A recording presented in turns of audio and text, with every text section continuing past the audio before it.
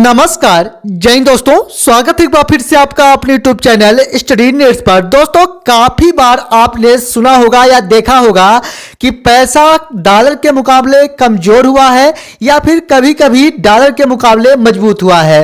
दोस्तों, क्या है इसके कारण और कहां पर पड़ते हैं इसके प्रभाव। दोस्तों, इन सभी चीजों के साथ एक बार फिर हाजिर हूं आपके साथ इस निवेदन के साथ कि वीडियो में अंत तक जरूर बने रहें। दोस्तों, सबसे पहले अगर हम बात करें कि डॉलर की जो डिमांड है वह ज्यादातर क्यों रहती है इसके बारे में, तो मैं आपको बता दूं कि अंतरराष्ट्रीय बाजार में जब उथल पुथल होती है उस समय निवेशकों के द्वारा लगातार डॉलर खरीदा जाता है और जिसके वजह से डॉलर की जो मांग है वह ज्यादा होती है।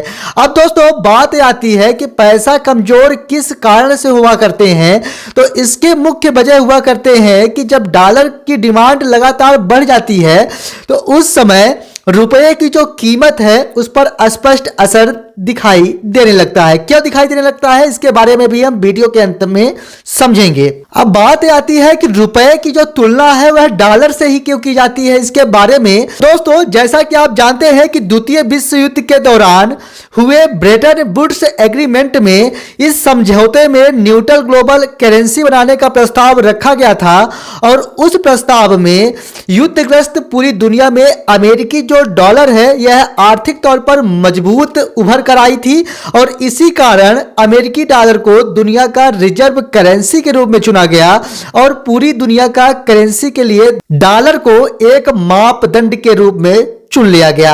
अब दोस्तों, अगर हम बात करें तो रुपए को ही नहीं बल्कि अन्य करेंसी को भी डॉलर के साथ तुलनात्मक रूप से देखा जाता है। यानी जो डॉलर है यह पूरे विश्व में सबसे ज्यादा प्रचलित हुआ और इसीलिए मुख्य मुद्रा को डॉलर मानते हुए डॉलर को ही विशेष मुद्रा के रूप में स्वीकारा गया और इसीलिए डॉलर की जो तुलना है वह सभी करेंसियों के साथ की जाती है।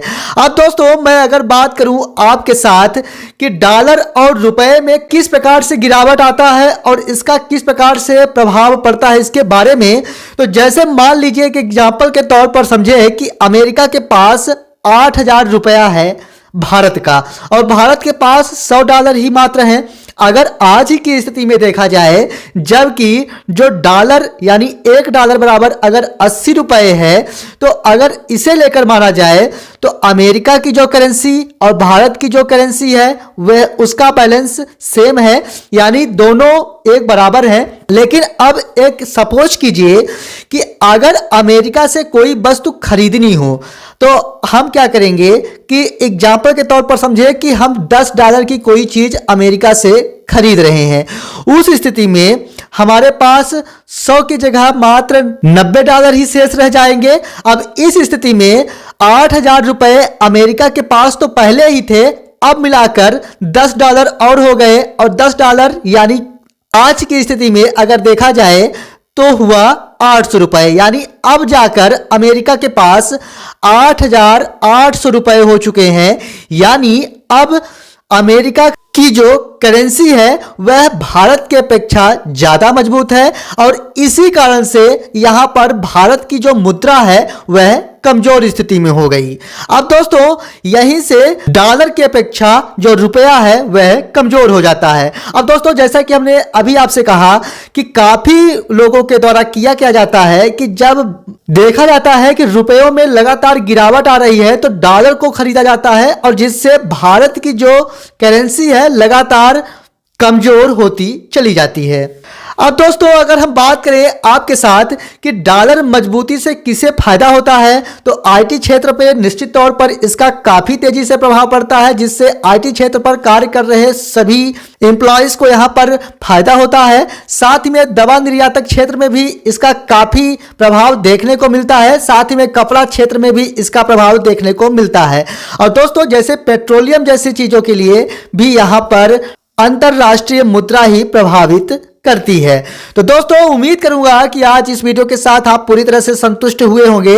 अब दोस्तों, अगर हम अमेरिकी डॉलर के मुकाबले भारतीय मुद्रा को देखें आज की स्थिति में, तो मैं आपको बता दूं कि 1 जनवरी 2022 की स्थिति में 75 रुपए 43 पैसे था, तो वहीं 1 फरवरी 22 की स्थिति में 74 रुपए 39 पैसे था, यानी $1 75 रुपए 43 पैसे के बराबर था। तो यहीं पर जैसा कि आप देख पा रहे होंगे कि 1 फरवरी 2022 को 74 रुपए 39 पैसे था। इसी प्रकार से आप देख पा रहे होंगे कि 1 मार्च से लेकर और आज की स्थिति में अगर देखा जाए $1 की जो कीमत है वह 80 रुपए 79 पैसे यहां पर देखी गई 22 सितंबर की स्थिति में। यानी पहले मात्र $1 75 रुपए 43 पैसे के बराबर था, जो कि अब 80 रुपए 79 पैसे के बराबर पहुंच चुका है। तो इसी प्रकार से जो मुद्रा है उस पर लगातार गिरावट या फिर वृद्धि देखी जाती है। उम्मीद करूंगा कि अब आप पूरी तरह से इस वीडियो के साथ संतुष्ट हुए होंगे। अगर संतुष्ट हुए हैं तो वीडियो को लाइक जरूर कर दें, और अगर आप पहली बार चैनल विजिट किए हैं चैनल को सब्सक्राइब जरूर कर लें। मिलेंगे अगली वीडियो में। अगली वीडियो किस पर हो अपना कीमती सुझाव दें। तब तक के लिए धन्यवाद।